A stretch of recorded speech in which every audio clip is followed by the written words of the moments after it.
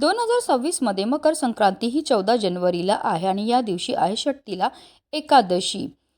भगवान विष्णूंना समर्पित असा हा दिवस आहे. त्यामुळे या दिवशी स्नान, दान आणि पूजा केल्याने अधिक पुण्य मिळते. या दिवशी पवित्र नद्यांमध्ये स्नान करणं आणि तीळ, गुळ, खिचडी, उबदार कपडे दान करणं शुभ मानलं जातं. मकर संक्रांती आणि एकादशी या दोन्ही दिवशी तीळ वापरून पूजा आणि दान करण्याला महत्त्व आहे. यामुळे शनी आणि सूर्याचे दोष कमी होतात.